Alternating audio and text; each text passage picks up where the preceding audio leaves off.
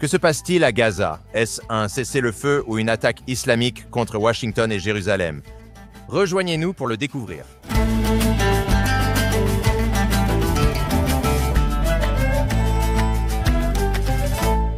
Khaled Abou Touameh, mon cher ami et collègue de longue date.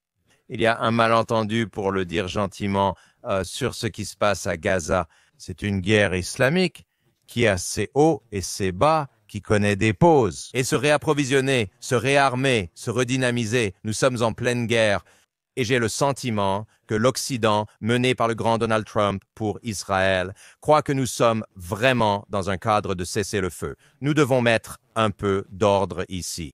Écoute Dan, pour le Hamas, c'est un cessez-le-feu temporaire ou ce que nous appelons une Houdna. Nous avons déjà vu ce film. Le Hamas ne considère pas cela comme un accord de paix. Il ne le voit pas comme une nouvelle ère de normalisation ou de coexistence avec Israël. Ils y voient une occasion de se réarmer, de se regrouper. Et c'est pourquoi leurs actions sur le terrain suggèrent qu'ils essaient de reprendre le contrôle des parties de Gaza qu'ils contrôlent encore. Et personne ne les arrête. C'est très dangereux.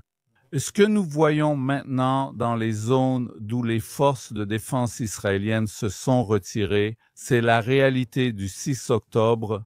Nous voyons des milices du Hamas dans les rues, nous voyons des institutions du Hamas fonctionner ouvertement, nous voyons même que les porte-paroles du Hamas sont réapparus à Gaza et donnent maintenant des interviews et parlent ouvertement. Et c'est un scénario très problématique qui n'augure rien de bon pour l'avenir de la région. Donc, nous devons être très prudents. Oui, nous sommes toujours dans la première phase du plan Trump, qui n'est d'ailleurs pas un accord de paix. Ce sont des accords entre Israël, les États-Unis et certains pays arabes dans lesquels le Hamas est impliqué de manière indirecte. Donc, nous devons être très prudents dans la façon dont nous le présentons et nous devons regarder ce qui se passe sur le terrain.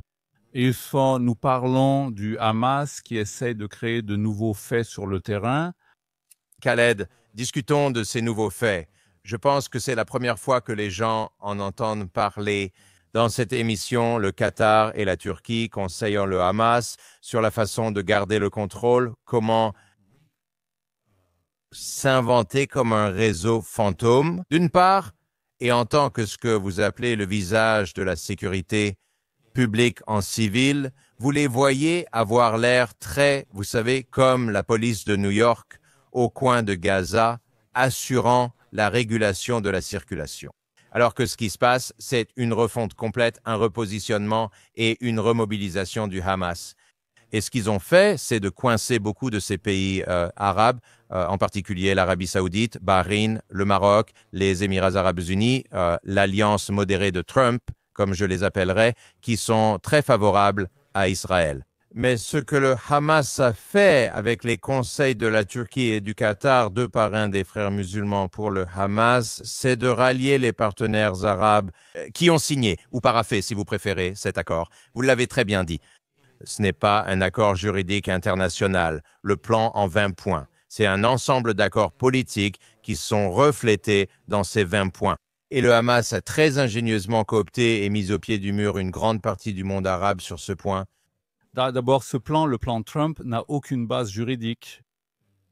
Ancrage ou mécanisme? Oui, ou mécanisme. Et il ne fixe même pas de date ou d'échéance pour la mise en œuvre. C'est un point que nos téléspectateurs doivent considérer. Ensuite, vous avez évoqué le Hamas. Reprendre le contrôle de la ville de Gaza et des zones d'où les forces de défense israéliennes se sont retirées avec l'aide du Qatar et de la Turquie. Mais il y a autre chose à laquelle les gens ne prêtent pas attention. Le Hamas essaie aussi d'entrer dans le gouvernement technocratique proposé par la porte dérobée. Le Hamas est impliqué dans la formation de cette administration. Le Hamas le dit. Je veux choisir des représentants, mes propres représentants, dans ce nouvel organisme qui va gouverner Gaza. Alors, qu'avons-nous fait? Nous sommes revenus à cette époque où le Hamas décidait de tout ce qui se passait à l'intérieur de Gaza. Et cela se passe d'ailleurs sous l'égide des Égyptiens car les Égyptiens ont convoqué une réunion des factions palestiniennes au Caire pour discuter de l'avenir de Gaza, pour discuter de la formation de cette administration qui dirigera Gaza dans l'ère post-guerre.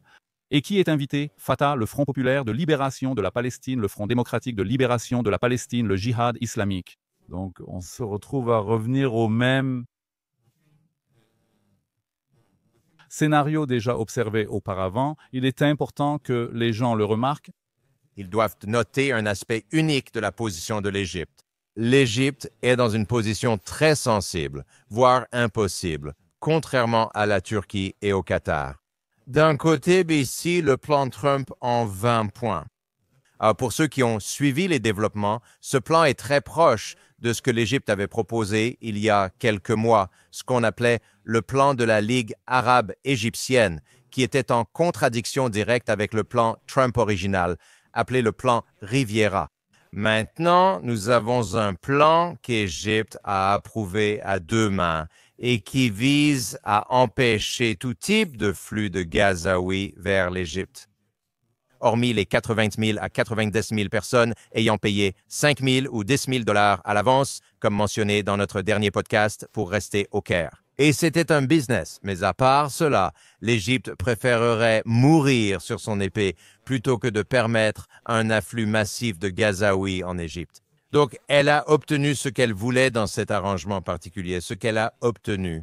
Et parfois, on dit, fais attention à ce que tu souhaites. Parce qu'avec le Hamas toujours à Gaza, il représente la même menace pour l'Égypte, non seulement directement, mais aussi indirectement. Parce que la majorité des plus de 100 millions d'Égyptiens montrent en réalité une grande sympathie pour le Hamas et les frères musulmans. Il ne s'agit pas seulement des Égyptiens, mais des masses arabes, comme je les appelle. La rue arabe. La rue arabe. Oui, nous voyons des manifestations pro-Hamas en Jordanie, en Algérie, en Tunisie, au Yémen, même au Maroc, et les dirigeants arabes le savent. C'est pourquoi il y a un écart entre ce que les dirigeants arabes disent en public et ce qu'ils disent lors de conversations privées avec des responsables américains et européens. En public, quand vous écoutez les chefs d'État arabes, on dirait qu'ils acceptent le plan de Trump. Ils veulent se débarrasser du Hamas, ils veulent voir le Hamas désarmé, ils veulent voir le Hamas exclu d'un futur organe dirigeant, mais en même temps, ces dirigeants savent que la rue arabe, comme vous l'avez mentionné, est beaucoup plus sympathique envers le Hamas. Et c'est pourquoi ils sont très prudents. Au final, je crois que malgré les promesses des dirigeants arabes, du Qatar, de l'Égypte et d'autres, des pays islamiques comme la Turquie, malgré les promesses de se conformer à l'administration Trump, ils ne feront pas pression sur le Hamas. Et ils n'enverront certainement pas de force à Gaza pour désarmer le Hamas par la force ou par des moyens violents. Cela n'arrivera pas parce que les dirigeants arabes savent que le jour où ils le feront, leur peuple se révoltera contre eux. Absolument. Et c'est pourquoi le secret profond et sombre ici, Khaled, que nous allons révéler sur Al-Shakar al-Sadlana dans notre émission sur le Moyen-Orient, c'est que tout le monde le savait. Le plan en 20 points était un accord pour libérer les otages vivants détenus par Israël dans les cachots terroristes du Hamas. C'était toute la raison d'être de cet accord. Et les personnes décédées? Et les personnes décédées que nous récupérons au compte-gouttes. La première phase du plan de Trump n'a toujours pas été claire. C'est exact. Et tout le monde parle de la phase 2, ce qui est une grosse erreur parce que, en fait, c'est exactement ce que veut le Hamas. D'un côté, ils veulent la phase 2, mais ils veulent la faire traîner pendant des mois, et même au-delà. Donc, le plan, c'est que le Hamas reçoive les 50 à 70 milliards de dollars pour la reconstruction et que ce soit une façon de renflouer les caisses du Hamas pour asseoir leur contrôle. Avec l'aide des Turcs et des Qataris qui insistent pour venir à Gaza et faire partie des plans de reconstruction, nous n'avons pas besoin que la Turquie fasse partie d'un cadavre. Les Israéliens excellent mondialement dans la récupération des corps grâce à leurs technologies avancées. C'est très La proposition Qatar-Hamas d'entrer sur le territoire, que le Premier ministre Netanyahou en Israël rejette complètement, est une perspective très dangereuse parce que cela donne une sanction d'État soutenue par les frères musulmans au Hamas, comme vous l'avez dit plus tôt dans l'émission, pour maintenir le contrôle sur Gaza. C'est très, très dangereux. Et ce qui est très important, je pense, à transmettre, c'est que nous sommes au milieu d'une guerre djihadiste islamiste qui est de nouveau menée, mais avec l'aide, malheureusement, d'une coalition internationale légitimée derrière laquelle le Hamas se cache très habilement et qu'il utilise comme couverture internationale pour sa propre légitimité. Je voudrais ajouter un dernier point ici. L'interview de 60 minutes avec Leslie Stultz, Steve Witkoff et Jared Kushner. Moment très problématique lorsque Steve Witkoff raconte une histoire à propos de sa rencontre avec Khalil al-Hayya, l'un des principaux dirigeants du Politburo du Hamas à Sharm el-Sheikh. Witkoff raconte avoir présenté ses condoléances à son fils, aussi terroriste, tué lors d'une frappe israélienne. Et ensuite, il partage que son propre fils, Andrew, est décédé tragiquement. Mais il pense qu'en se connectant avec lui sur un plan personnel, cela va influencer et convaincre le Hamas de se modérer, alors qu'en réalité, cela produira exactement l'effet inverse. Et ce n'était pas une coïncidence s'il y a eu une attaque terroriste du Hamas quelques heures après cette rencontre entre les deux. Je suis tout à fait d'accord, Dan. Et je pense que ceux qui parlent avec le Hamas doivent être très prudents dans la façon dont ils traitent avec le Hamas.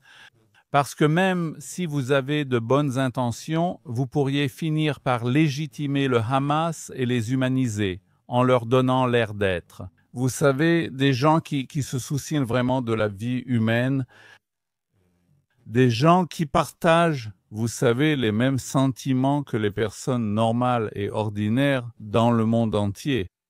Des gens qui peuvent pleurer, qui en sont capables. Et donc, c'est un processus qui pourrait mener à la légitimation du Hamas. Et c'est très dangereux.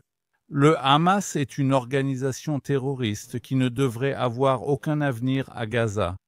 Négocier avec le Hamas est une erreur. D'ailleurs, négocier avec le Hamas sur l'avenir de Gaza est une erreur.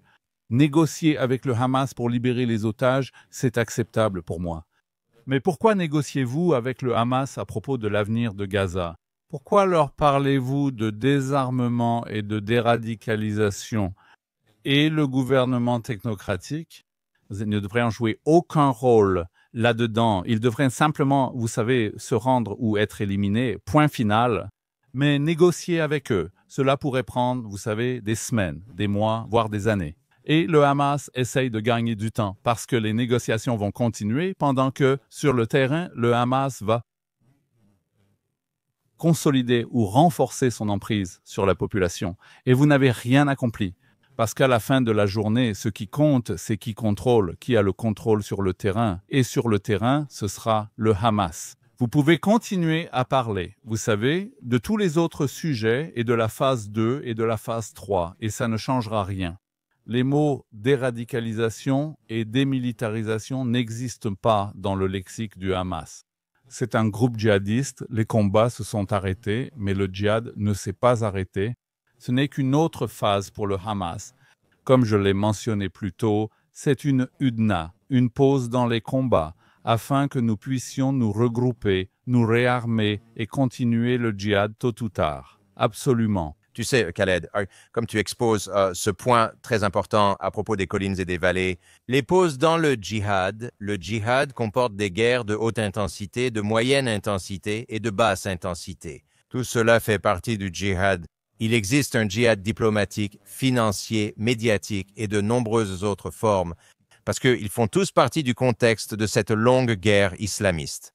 Et je trouve assez extraordinaire que les États-Unis n'aient pas complètement tiré cette leçon de leurs expériences très, très difficiles, des leçons qu'ils ont affrontées et apprises, qu'ils étaient censés avoir apprises après le 11 septembre en Irak face à Al-Qaïda en Afghanistan.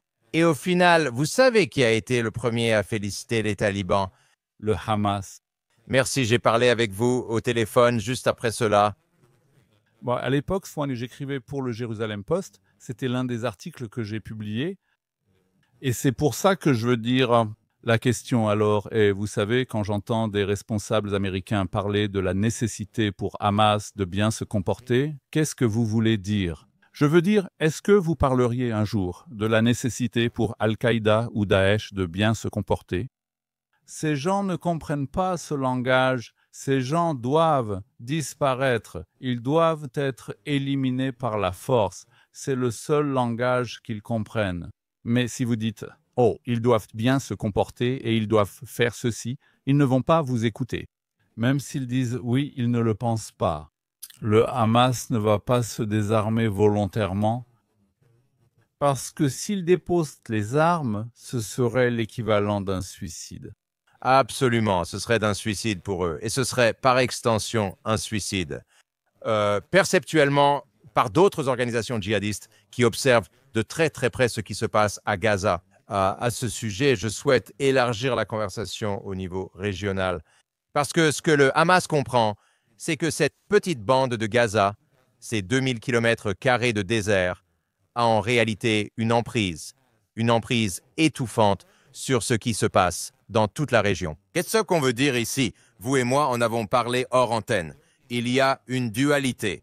Il y a deux axes en ce moment au Moyen-Orient. La Turquie, le Qatar, l'Iran dans une certaine mesure, et l'axe opposé. L'Arabie Saoudite, les Émirats, Bahreïn, le Maroc, les États-Unis et je dirais aussi Israël et cela. Ce sont ces axes. Ces axes sont en guerre les uns contre les autres, dans une sorte de guerre froide, si vous voulez. Et beaucoup de cela se joue dans la guerre très chaude qui se déroule actuellement à Gaza en ce moment. Et je pense que nous devons comprendre qu'il y a d'importantes implications régionales à ce qui se passe à Gaza, parce que si Gaza n'est pas stabilisé et sécurisé, et si le Hamas n'est pas vaincu, ils n'arriveront jamais à la stabilisation, à la normalisation.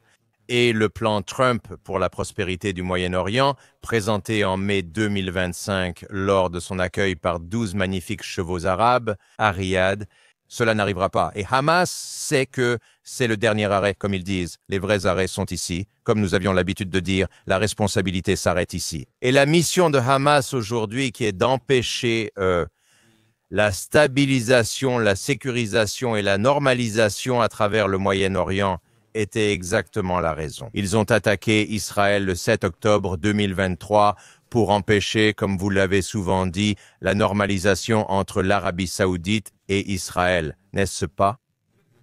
Oui, je veux dire, c'est ce que le Hamas a dit. Le Hamas dit que c'est l'une de ses raisons. L'un de ses objectifs déclarés, en attaquant Israël le 7 octobre 2023, est, je cite, de faire échouer ou de contrecarrer la normalisation entre Israël et les pays arabes. Un autre point que je voulais souligner ici, nous entendons maintenant des rapports selon lesquels l'Arabie saoudite, Bahreïn et les Émirats arabes unis ne sont pas très satisfaits de la présence du Qatar ou de l'implication du Qatar et de la Turquie à Gaza, et ils ont même envoyé des messages, selon ces rapports, à l'administration Trump, disant qu'ils ne participeront ni à la reconstruction de Gaza, ni à d'autres plans concernant Gaza. Tant que le Qatar sera là et tant que le Hamas ne déposera pas les armes, et c'est quelque chose de très important parce que si les Arabes ne sont pas unis sur la question de Gaza, alors vous ne verrez pas de processus de reconstruction. Et Gaza retombera à nouveau entre les mains de quelqu'un, aux mains du Qatar, de la Turquie, et derrière eux, l'Iran. C'est pourquoi nous revenons à la case départ. Nous préférerions voir les Émirats arabes unis, Bahreïn, l'Arabie saoudite à Gaza. C'est bien mieux que d'avoir le Qatar et la Turquie à Gaza, parce que le Qatar et la Turquie, c'est le Hamas. Ce sont les frères musulmans. Absolument. Les frères musulmans, ce qui veut dire qu'ils accordent en fait une légitimité d'État au Hamas lui-même. Ce qui est un problème majeur parce que plus le Hamas est légitimé, ce qui est l'objectif du Hamas, plus l'autorité palestinienne va être délégitimée. Même si le plan en 20 points prévoit une voie pour le retour de l'autorité palestinienne, celle-ci reste aussi problématique que le Hamas. Et le Hamas sont engagés dans une lutte très violente pour le contrôle de la rue palestinienne, qui aujourd'hui voterait à nouveau pour le Hamas, parce que la rue palestinienne vote selon ses intérêts économiques concernant la corruption de l'autorité palestinienne. Et malgré tout ce qui s'est passé en ce qui concerne les élections législatives et présidentielles, si vous voulez, ils voteraient encore. Le Hamas est en tête. L'autorité palestinienne reste une partie du problème, pas de la solution. L'autorité palestinienne n'a pas réussi à mettre en œuvre des réformes majeures. Elle n'a pas réussi à changer à bien des égards. Elle n'a pas réussi à convaincre la communauté internationale, y compris les Américains et les Israéliens, qu'elle s'oppose au terrorisme, qu'elle souhaite une nouvelle approche. C'est pourquoi je ne pense pas que l'autorité palestinienne puisse actuellement jouer un rôle à Gaza. Et d'ailleurs, ces derniers jours, l'autorité palestinienne a intensifié sa rhétorique contre le Hamas. Nous voyons des attaques contre le Hamas. Nous les voyons accuser le Hamas d'avoir violé la loi en procédant à des exécutions publiques. Et nous voyons dans les médias palestiniens, les médias de l'autorité palestinienne, que des accusations ont refait surface selon lesquelles le Hamas serait Daesh. Et cela ressemble presque à quelque chose tiré, vous savez, du manuel israélien, donc cela ne montre pas. Je veux dire, que comprenons-nous de ces attaques contre le Hamas? Que l'autorité palestinienne n'est pas vraiment intéressée à retourner à Gaza. Ils préfèrent rester en Cisjordanie protégés par Israël. Ils sont là, Et puis maintenant, ils continuent à assurer la coordination sécuritaire avec Israël, mais en même temps, leur discours est mauvais. Ils incitent contre Israël. L'autorité palestinienne joue un double jeu. D'un côté, ils radicalisent et incitent leur peuple contre Israël. En coulisses, ils collaborent avec Israël via la coordination sécuritaire. L'autorité palestinienne n'est pas un partenaire fiable ni crédible, et je doute même que les habitants de Gaza la souhaitent. Le Hamas essaie de prendre le contrôle de l'autorité palestinienne. Par la porte de derrière, la porte latérale et la porte d'entrée depuis 20 ans, c'est très clair. Et en fait, toi et moi qui avons travaillé ensemble pendant tant d'années, l'avons souligné. La deuxième intifada était autant un conflit entre l'Organisation de libération de la Palestine et le Hamas qu'entre Arafat et Israël. Shalom, utiliser le Hamas d'une manière ou d'une autre et rivaliser avec le Hamas, cela dure depuis très longtemps. L'Occident n'en a pas été conscient, et c'est ce que nous essayons de faire dans notre émission sur le Moyen-Orient. Exposer le Moyen-Orient dans son propre contexte et dans son propre idiome à l'Occident. Parce qu'il y a tellement de décalage entre les deux continents. Au bout du compte, Dan, les Palestiniens traversent une crise, cela s'appelle une crise de leadership. Il est conspiré entre le Hamas et l'autorité palestinienne, et ces deux gouvernements ou ces deux directions ont échoué les Palestiniens. Ils ont privé leur peuple de l'aide internationale, ils ont radicalisé leur peuple, ils ont mené leur peuple d'une catastrophe à une autre. L'Organisation de libération de la Palestine a mené les Palestiniens d'une catastrophe à une autre. Entre les années 70 en Jordanie, plus tard, dans les années 80 au Liban, puis en Cisjordanie, pendant la deuxième intifada, le Hamas, regardez où nous en sommes maintenant. Depuis 2007, ils tuent des Palestiniens, ils assassinent des Israéliens, attaquent d'Israël, et maintenant ils ont eux-mêmes apporté la mort et la destruction des gens. Donc nous parlons de deux directions qui ne sont pas, vous savez, qui ont trahi leur propre peuple. Il est temps pour les Palestiniens de chercher une troisième voie ou, vous savez, une alternative à ces deux entités. Et tant qu'ils n'auront pas d'alternative, nous continuerons simplement à tourner en rond dans un cercle vicieux. Nous ne verrons pas les Palestiniens capables d'avancer, d'établir une bonne gouvernance, ou même de s'engager dans un quelconque processus de paix avec Israël. Ce à quoi Israël est confronté, et ce depuis longtemps, ce sont deux camps palestiniens. L'un d'eux ne veut pas faire la paix avec Israël, et le second camp ne peut pas faire la paix avec Israël. Voilà à quoi nous sommes confrontés. Absolument. Et en fait, cela place Israël dans une position très importante et sensible pour convaincre son plus grand allié, les États-Unis, quant à ce qui se passe réellement. Parce qu'il y a un réel danger ici que le Hamas reconnaît et que le Hamas intensifie et attise. Et cela consiste à creuser un fossé entre les États-Unis et Israël par son activité djihadiste à Gaza et a présenté Israël comme le problème plutôt que comme la solution. Maintenant, le danger ici, c'est que cela s'inscrit dans la vision de Trump pour le Moyen-Orient et cette vision ne sera pas réalisée tant que ce djihad à Gaza ne sera pas neutralisé. Et cela place Israël dans la position d'expliquer, d'influencer et de convaincre le président de ce qui se passe réellement et pourquoi.